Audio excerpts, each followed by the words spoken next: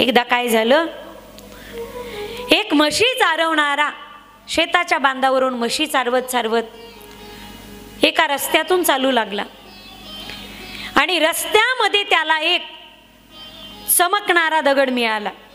चमकणारा तो दगड नव्हता, तो हिरा होता. असा छोटासा दगड सापडला त्याला चमकणारा. पण ज्याला प्राप्त झाला त्याला हे माहिती नव्हतं की ही वस्तू हिरा आहे.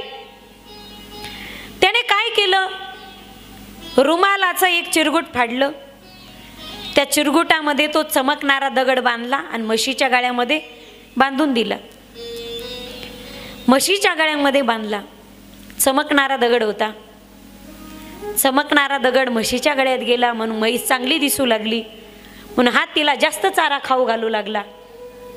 म्हैस चांगली दिसू लागली म्हणून म्हशीवाला आनंदात होता आणि खायला जास्त मिळतंय म्हणून म्हैस आनंदात होती. ताळाला मिळ नाही. म्हैस दिसायला चांगली दिसायची म्हणून हा तिला जास्त चारा खाऊ घालायचा आणि चारा जास्त मिळायचा म्हणून म्हशीला आनंद व्हायचा. म्हैस दिसायला बरी दिसते म्हणून म्हशीवाल्याला आनंद व्हायचा. आनंदित दोघी, पण दोघाला ताळाला मिळ नाही की आनंद कशामुळे. 2-4 दिवसांनी काय झालं, त्या रस्त्याने एक रत्न पारखी जाऊ लागला. जवाहर रत्न पारखी. दुरून त्याने पाहिलं म्हशीच्या गळ्यात काहीतरी चमकतंय. दुरून त्याला वाटलं की चमकणारी वस्तू म्हशीच्या गळ्यात जवळ गेला आणि त्याने तपासून पाहिलं. पण पुन्हा शंका आली की हिरा म्हशीच्या गळ्यात कसा काय असेल. पण त्याच्या लक्षात आलं, तपासून पाहिलं, निरखून पारखून पाहिलं, भलेही म्हशीच्या गळ्यात असेल पण ही गोष्ट हिराच आहे. ही गोष्ट मात्र हिरा, भलेही म्हशीच्या गळ्यामध्ये असेल. त्या म्हशीवाल्याला त्याने प्रश्न केला, का हो दादा, हे म्हशीच्या गळ्यात चमकतंय, हे मला देताल का तुम्ही? मी तुम्हाला 100 रुपये देईल. त्याला माहिती होतं आता हिरा म्हणूच नाही, कारण याला जर हिरा कळाला असता तर म्हशीच्या गळ्यात बांधला असता का. म्हणून हिरा म्हणून हे म्हशीच्या गळ्यात चमकते, हे मला देता का? मी तुम्हाला 100 रुपये देतो. त्या म्हशीवाल्याला हिरा कळत नव्हता, पण एवढा व्यवहार नक्की कळत होता की रस्त्याने चाललेला मनुष्य या चमकणाऱ्या दगडाची किंमत जर 100 रुपये देत असेल तर याचा अर्थ ही वस्तू याहीपेक्षा महाग असली पाहिजे. तो म्हणे 100 रुपयामध्ये नाही जमणार. तो म्हणे 1000 देतो. तो म्हणे नाही जमणार. हा म्हणे 10,000 देतो, पण ती वस्तू मला दे. आता तर याची पक्की खात्री पटली की ज्या अर्थी रस्त्याने चाललेला एक मनुष्य अनोळखी या साध्या दगडाची किंमत 10,000 देतोय, याचा अर्थ ही गोष्ट याहीपेक्षा महाग असली पाहिजे. आपल्या दारामध्ये सेल्समन येतात, कंपनीने अत्यंत स्वस्त दरात तुमच्यासाठी ही वस्तू कमी किमतीमध्ये लॉन्च केली. काय आपण काय कंपनीचे जावई आहेत का? मला सांगा, कंपनीने आपल्याला कमी किमतीत वस्तू द्यावी म्हणजे कंपनीला काय भिकारी व्हायचं का काय? आपण समजायचं बाजारामध्ये याच्यापेक्षा निम्मे. हा म्हणे 10,000 मध्ये मी देणार नाही. त्याच्या आकलीची कीव करत तो जवाहर निघून गेला. आता मात्र याची पक्की खात्री पटली. म्हशीच्या गाळ्यातली वस्तू सोडून घेतली, त्या चिरगुटातून सोडली, रुमालामध्ये गुंडाळली, रुमाल बगलात दाबला, जीव मुठीत धरून घरी घेऊन आला चमकणारा दगड. आणि दुसऱ्या दिवशी तुप्यावरून नांदेडला बाजाराला जायला निघाला. रिक्षामध्ये बसला, सोबत भाजी विकणाऱ्या मावशी होत्या. म्हणे, मावशी, ह्या चमकणाऱ्या दगडाची किंमत काय असेल हो? ती भाजी विकणारी बाई म्हणे, 4 मेथीच्या जुड्या देते, देतो का बोल? ते म्हणे, भाजीवाले साऱ्या गोष्टीला भाजीचाच भाव लावतात, भाजीपाल्याचाच. गावातलं दुकान होतं किराणा मालाचं. म्हणे, दुकानदार दादा, या वस्तूची किंमत काय असेल हो? तो म्हणे, 2 मुरमुरेचे पोते देतो, देतो का बोल? पण हा गेला सोनाराच्या दुकानामध्ये. जेव्हा हिरांच्या बैठकीमध्ये ती वस्तू ठेवली, साऱ्यांनी तोलून मापून त्या चमकणाऱ्या दगडाची किंमत ठरवली. किमान 10 लाख रुपये आता तर याला चक्करच यायची बाकी राहिली. आता दगड विकलाही नाही आणि काहीच नाही. घरी घेऊन आला आणि घरी कसा ठेवला माहिती? कपाटात कपाट, कपाटात कपाट, कपाटात कपाट, कपाटात खण, खणात खण, खणात खण, खणात खण, खणात पेटी, पेटीत पेटी, पेटीत पेटी, पेटीत पेटी, पेटी डबा, डब्यात डबा, डब्यात डबा, डब्यात डबा, डब्यात डबी, डबीत डबी, आणि शेवटच्या डबीमध्ये तलम वस्त्रामध्ये गुंडाळून ठेवली ती वस्तू. तिचं नाव काय? तिची किंमत किती? आधी किती होती? अरे आधी तितकीच किंमत होती ना. आधी ही वस्तू तर तीच आहे. आधी सुद्धा या वस्तूची किंमत 10 लाखच रुपये होती. पण ही वस्तू 10 लाखाची ही ज्याला प्राप्त झाली त्याला तिची किंमत नव्हती, तिची ओळखही नव्हती, तिचं महात्म्य माहिती नव्हतं. म्हणजे वस्तू केवळ प्राप्त होऊन गरजेचं नाही, तर तिचं महत्त्वही कळणं गरजेचं आहे, तिचं महात्म्यही करणं गरजेचं आहे.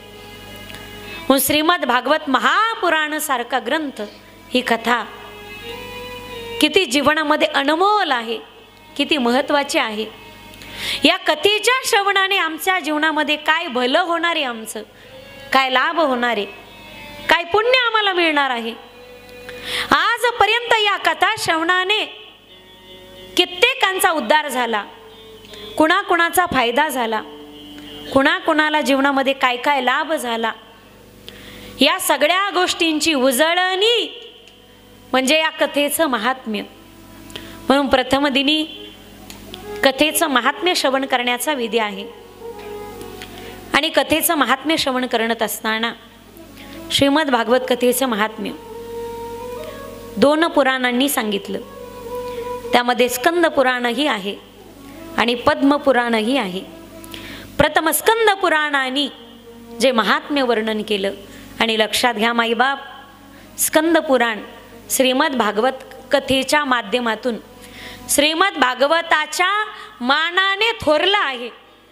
जिथं थोरला भाऊ धाकट्याचं वर्णन करतो, श्रीमद भागवत कथेचा पहिल्या कथेतील दुसरा संदेश, थोरल्या भावाने धाकट्या भावाचं वर्णन करावं आणि धाकट्या भावाने त्या योग्यतेचं बनावं.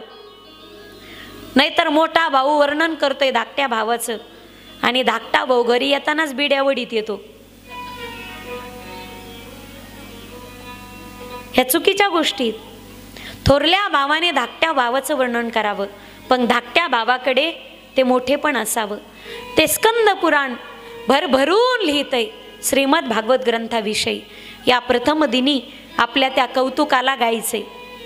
ते स्कंद पुराण भागवत ग्रंथाविषयी लिहितंय. सच्चिदानंद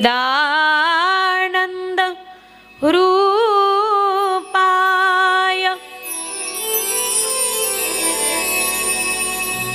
विश्वोत्पत्त्यादि हेतवे तापत्रय विनाशाय श्रीकृष्णाय वयं नमः. ते श्रीमद भागवत ग्रंथाविषयी स्कंद पुराण भरभरून लिहितंय. प्रथम श्लोकामध्ये भगवान परमात्म्याला सच्चिदानंद रूपाय स्वरूपाने, स्वभाव रूपाने आणि सामर्थ्य स्वरूपाने भगवान परमात्म्याला नमन केले. त्या परमात्म्याचं स्वरूप सांगितले सच्चिदानंद रूपाय. या संपूर्ण सृष्टीमध्ये परमात्मा कसा आहे? सत्य स्वरूप. चित म्हणजे चेतना त्याचीच आहे. सच्चित आनंद, आनंद म्हणजे सुख स्वरूपात असलेला तो परमात्मा आहे. सच्चिदानंद रूपाय त्याचं स्वरूप सांगितलं. विश्वोत्पत्त्यादि हेतवे स्वरूप सांगितलं परमात्म्याचं. त्याचं सामर्थ्य सांगितलं. विश्वोत्पत्त्यादि हेतवे परमात्मा या सृष्टीची उत्पत्ती करतात, तिचा सांभाळ करतात, आणि ज्यांना सांभाळलंय ते निलय केलं की परमात्मा या सृष्टीचा लय करून टाकतो. विश्वोत्पत्त्यादि हेतवे तापत्रय विनाशाय. परमात्म्याचा स्वभाव सांगितला की तो तीनही तापांचा विनाश करतो. तापत्रय विनाशाय श्रीकृष्णाय वयं नुमः. दुसऱ्या श्लोकामध्ये वंदना केली ती कथा वक्ता श्री शुकदेवजी महाराजांना. यम प्रवजंत मनुपेतमपेत कृत्यम द्वैपायनो विरह कातर आजुहाव पुत्रेति तन्मयतया तरोभिनेदु त्वं सर्वभूतहृदयं मुनिमानतोस्मि. दुसऱ्या श्लोकामध्ये वंदना केली ती कथा वक्ता पूज्यपाद श्री शुकदेवजी महाराजांना. आणि त्यानंतर आपली कथा जाते ते नैमिषारण्यामध्ये. ब्रह्मदेवानी शौनकादिकांना जे मनश्चक्र दिलं होतं, जे चक्र दिलं होतं, नैमिषारदामध्ये ज्या वनामध्ये जाऊन ते स्थिरावलं, त्या वनाला नाव पडलं नैमिषारण्य. आणि या नैमिषारण्यामध्ये 88,000 शौनकादिक ऋषी कलीच्या या कलाल दाढेमध्ये वैष्णवांनी स्वतःचं संरक्षण कसं करावं यासाठी एक अधिकारी व्यक्ती आसनावरती बसवली, दोन्ही हात जोडले आणि शौनकादिक ऋषी त्या अधिकारी महात्म्यांना प्रार्थना करतात. अज्ञानध्वांत विध्वंस. थोडा मोकळा आवाज द्या. कोटी सूर्य समप्रभ सूताख्या ही कथासारम मम कर्ण रसायनम. हे श्री सुतजी महाराज अज्ञानरूपी अंधकारातून ज्ञानमयी प्रकाशाकडे जाण्यासाठी तुम्ही कोटी सूर्यासम प्रकाशमान आहात. कलीच्या या कलाल दाढेमध्ये वैष्णवांनी स्वतःचं संरक्षण करण्यासाठी कोणती साधना करावी यासाठी आम्हाला मार्गदर्शन करा. त्यावेळी श्री सुतजी महाराज सांगतात की कळीचा काळ हा भयानक आहे.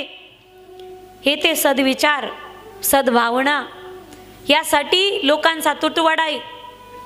सप्ताह करायचा आहे म्हणून नियोजनासाठी लोक फार कमी असतात, पण फक्त म्हणायचं फाट्यावर भांडणं झालीत, अख्खा गाव भांडणं पाहिलं तिथे असतो. माझी भाषा कळते ना तुम्हाला? ऐकताय ना तुम्ही? जागे आहात ना? एक मनुष्य घरातून बाहेर जात असताना 100 लोकांना 100 ठिकाणी चाललोय असं सांगून घरातून बाहेर निघतो. चांगल्या गोष्टीचा तुतवडा आहे माई बाप, वाईट गोष्टींना ऊत आलाय. कलियुगामध्ये चांगल्या गोष्टींचा सद्भावना सद्विचार या गोष्टींची कमतरता आहे. म्हणून वैष्णवांनी स्वतःचं संरक्षण करण्यासाठी स्वतःचा उद्धार करून घेण्यासाठी भगवान परमात्म्याची कथा श्रवण करावी. पण भगवान परमात्म्याच्या कथा अनंत आहेत. हरी अनंत हरी कथा अनंत. आपण वर्णन करतो ना की अनंत अवतार घेसी, अनंत अवतार घेसी भक्ता कारणे, कणवाळू कृपाळू दिना लागी उद्धरणे.